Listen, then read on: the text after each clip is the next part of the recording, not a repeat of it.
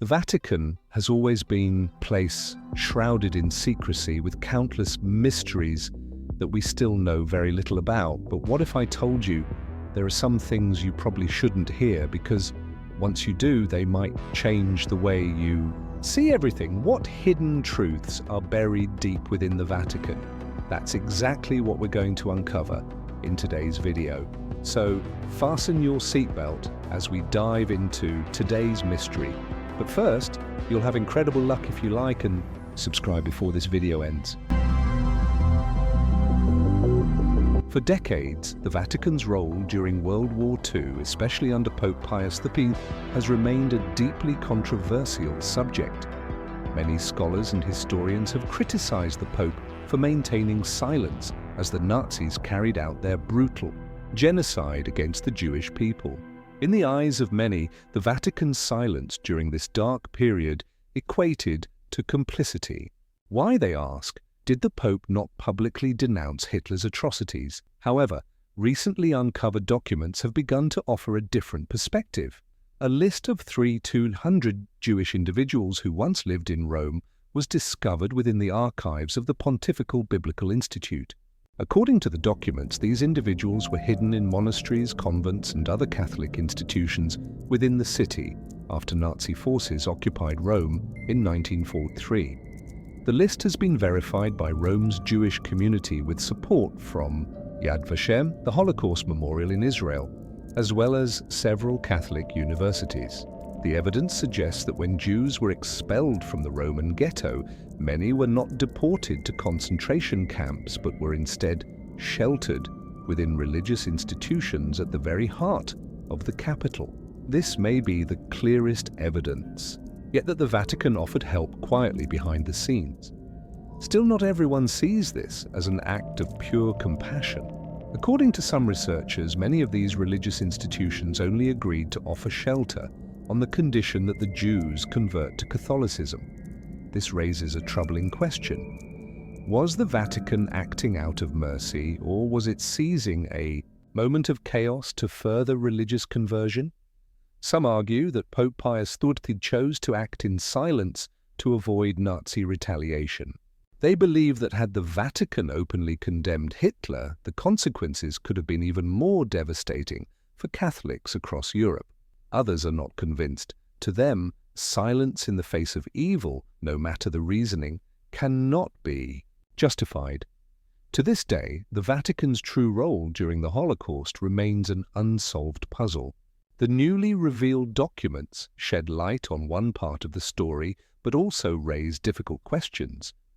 Was the Vatican a bystander, a silent hero, or simply an institution trying to navigate between power and morality?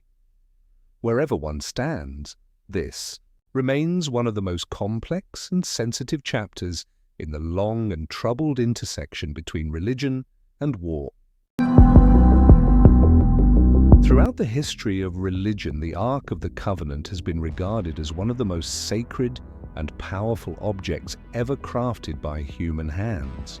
According to the Bible, it was the wooden chest used by the ancient Israelites to house the stone tablets bearing the 10 Commandments. The ark was said to be made of acacia wood, overlaid with pure gold both inside and out, and topped with 2 golden angels whose wings stretched over the lid. During the Israelites' long journey through the wilderness, the ark was not only a religious symbol, it was believed to carry the very presence of God, capable of bestowing blessings or unleashing divine wrath. But around 587 BC, when Babylonian forces invaded Jerusalem and destroyed the first temple, the Ark of the Covenant abruptly vanished from all official records. Since then, its fate has become one of the greatest unsolved mysteries in religious history. Some scholars believe the Ark was destroyed in the invasion.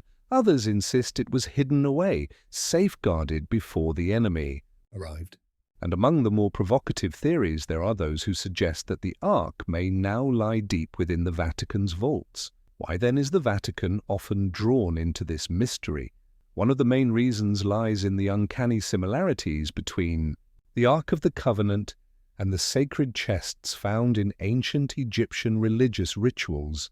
Egyptian ceremonial boxes, especially those used in processions of the gods, were also crafted from wood, coated in gold, equipped with side handles, and often adorned with divine beings, such as the god Anubis or winged creatures. Researchers, like Scott Buer, have noted that in the tomb of Pharaoh Tutankhamun, archaeologists discovered a ritual chest that closely matches the biblical description of the Ark.